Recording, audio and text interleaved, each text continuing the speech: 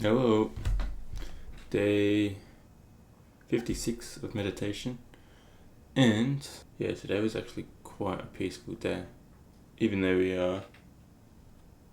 were quite tired, we were able to have the blank mind, which was nice. Breathing was nice, mindfulness, I'm very present, and then we delved into some thought around impermanence and ego and perceived self, which we had a chat with one of my friends last night and told him about impermanence, what we talked about the other day, and then he expanded upon that. Nanoseconds is the main takeaway. So essentially we live our life in nanoseconds. Past, future, present in the middle, and the present's hard to obtain because as soon as you obtain it, that moment you just saw is in the past. It's like each little microsecond, we'll call it nanoseconds because we don't know how small it is, but so you get a glimpse of this, and then there was one that was like our past nanoseconds, so our past beliefs set us up for our perceptions in future beliefs, which we can get rid of this. This is all formation of experience and ego, if that even makes sense.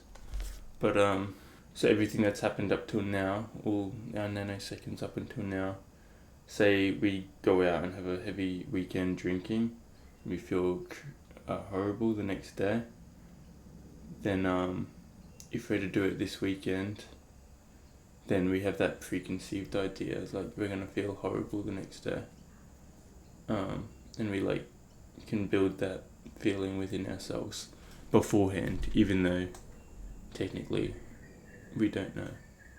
I mean, we can kind of tell, but it hasn't happened. We are just assuming or perceiving it based on past experience. And in the current nanosecond, placebo is also a big one, which we talked about.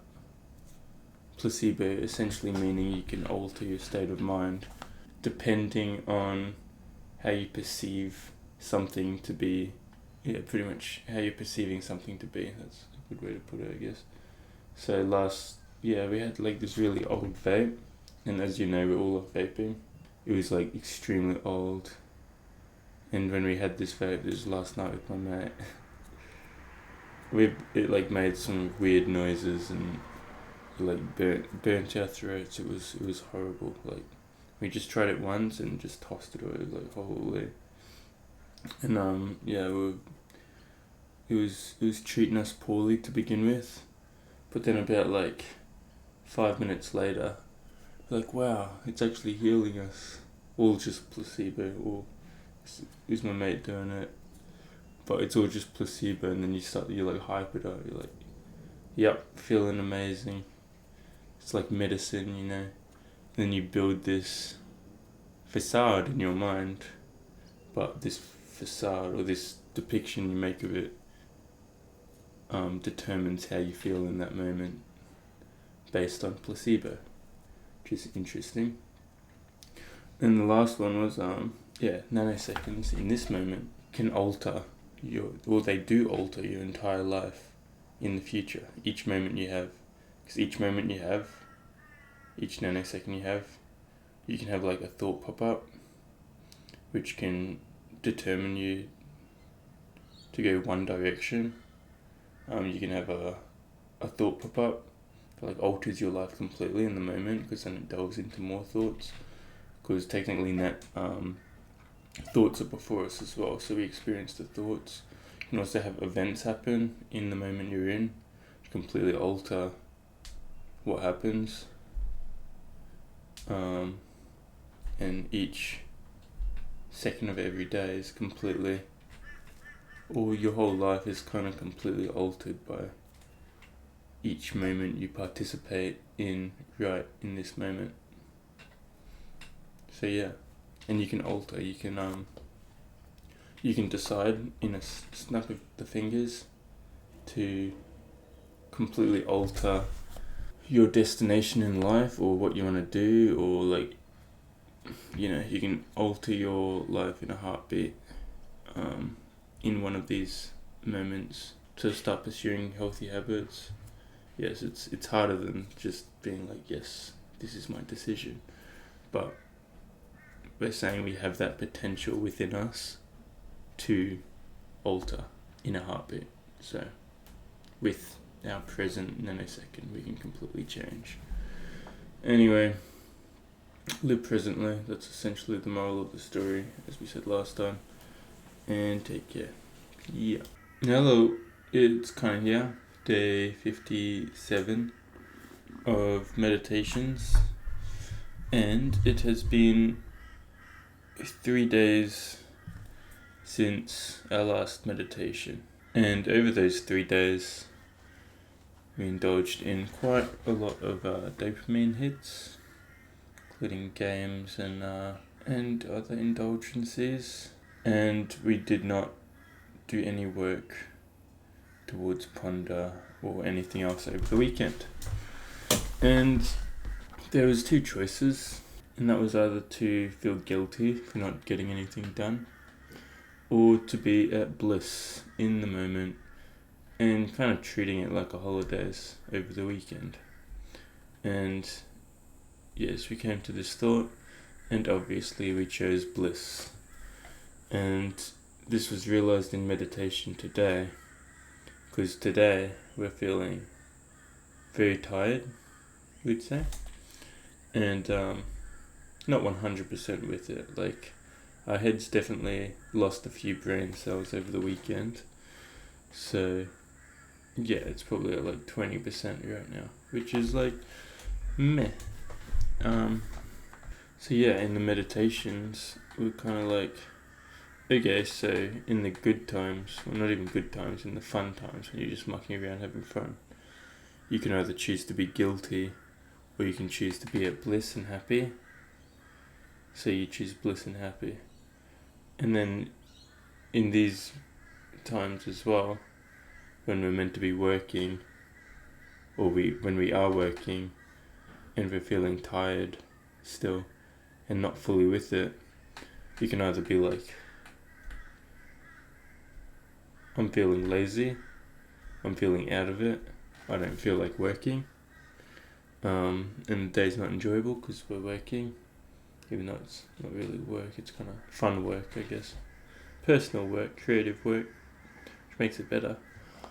But, or you can be like, hey, we're not feeling top tier, but we're still feeling something, we're still kicking, we're still looking, we can still see. So why not just be at bliss in the working environment as well, or in the tired state as well. And you just keep pursuing life and the tasks in life. So you kind of have the discipline to continue kicking on, even at times where you could just be like, hey, let's indulge in distractions.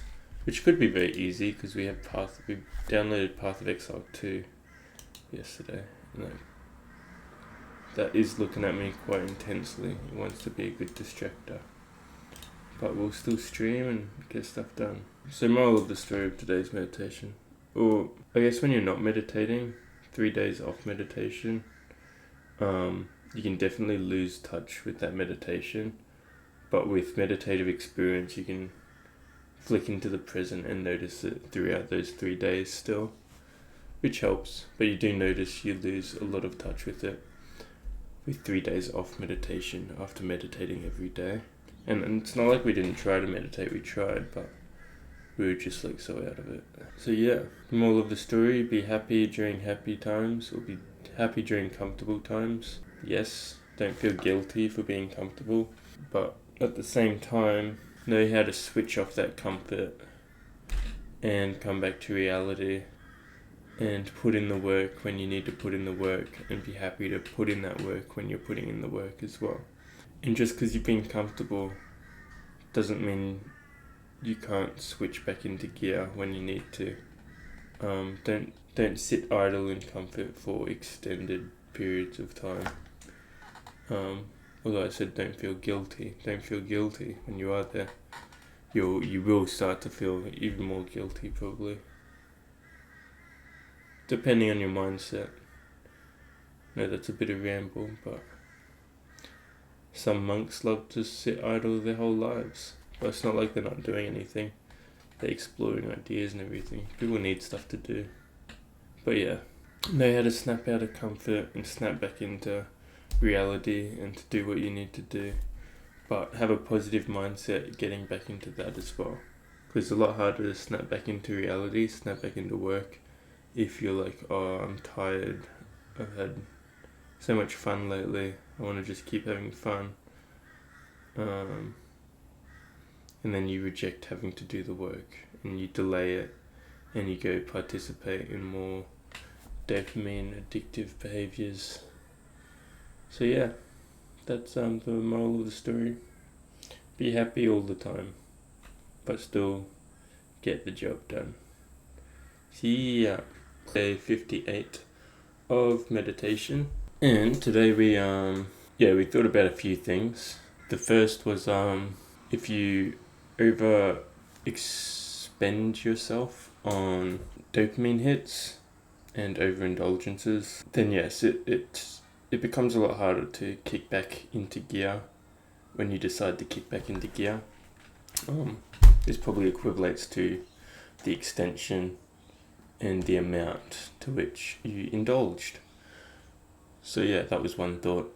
Yeah, it's due to having a prior state of, or this is my reasoning due to, I guess, is you have a mental state prior to the overindulgences, and then this mentality is like top performance, feeling good, feeling amazing, can speak naturally, everything's just working, you know.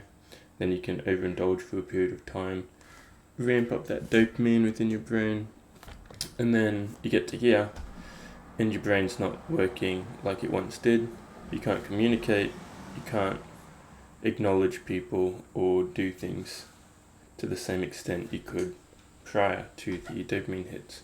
Obviously you can gain this back, but it takes a couple days of just recalibration. So moral of the story, try not to, if you want to stay productive consistently and you want to be prepared for all communication on any given day, then yeah, probably don't indulge to the point where it's affecting your mental stability.